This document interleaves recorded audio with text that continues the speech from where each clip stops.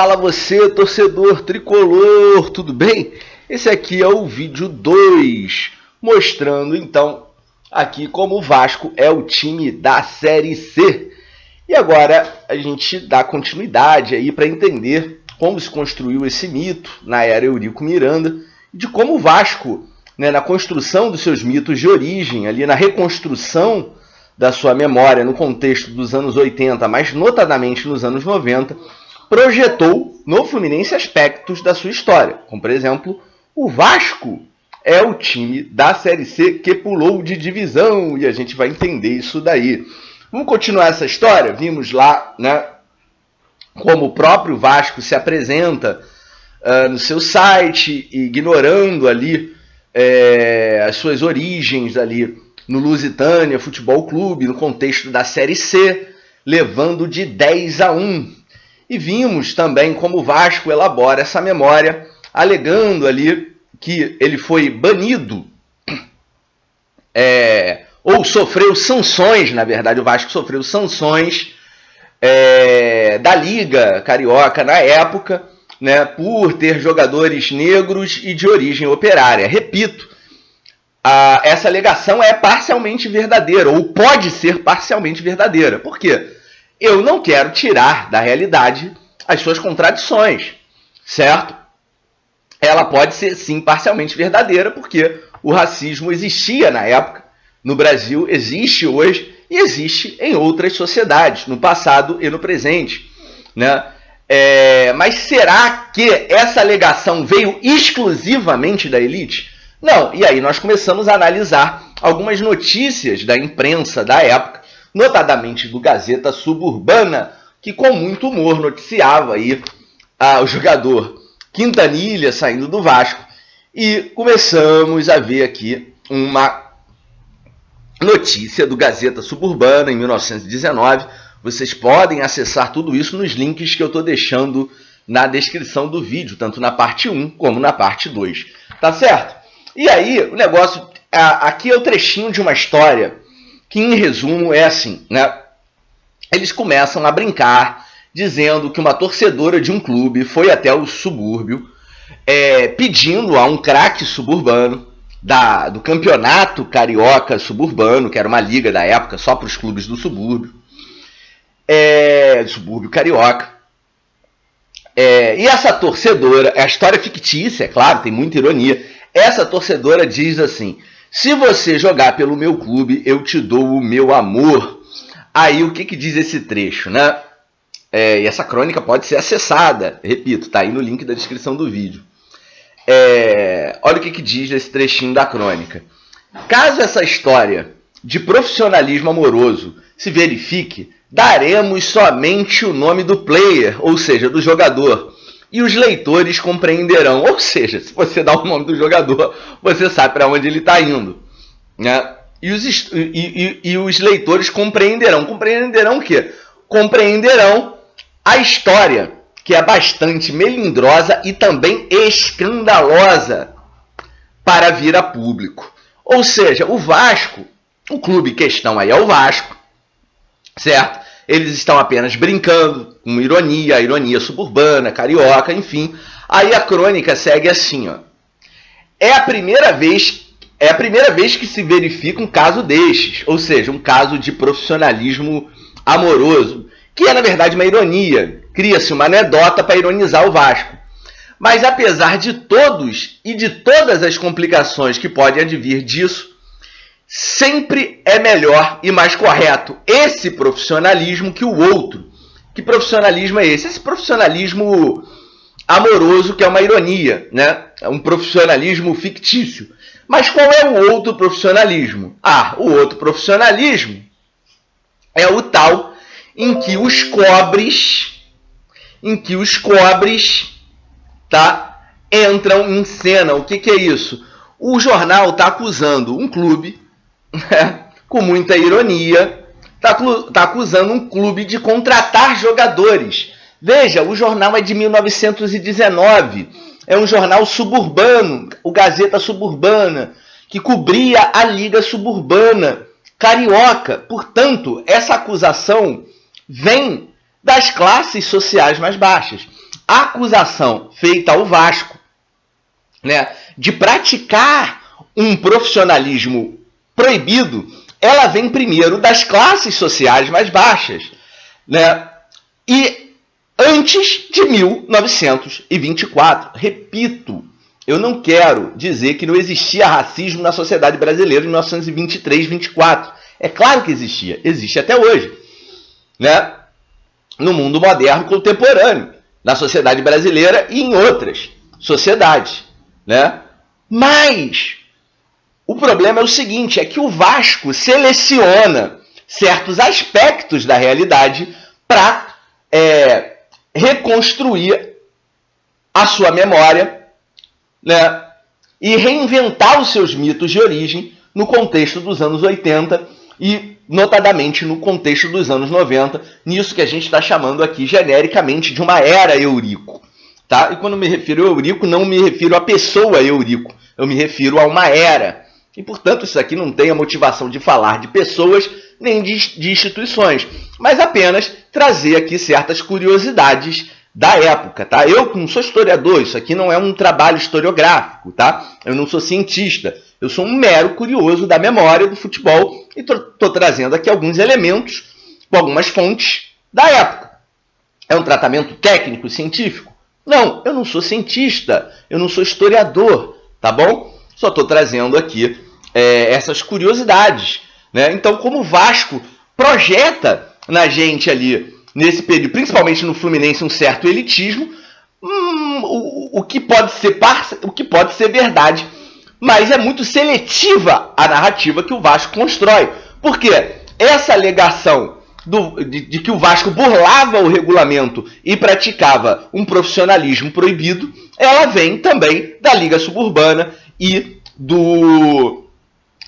das classes sociais mais baixas, como eu estou demonstrando aqui com esse recorte aqui de crônica, que pode ser consultada no link que está na descrição do vídeo. E aí, gente, o tal pioneirismo do Vasco na luta contra o racismo, etc. Gente, esse aqui é um documento oficial da LERJ, o link também está aí na descrição do vídeo. E por quê? Né, o Bangu aqui recebendo da LERJ uma condecoração, a medalha Tiradentes, por ser o pioneiro na luta contra os preconceitos discriminatórios ao atleta negro. E o que isso significa? Significa que muito antes do Vasco, outros clubes, né, da Liga, na Série A e na Série B, na primeira e na segunda divisão, já admitiam a presença de atletas negros.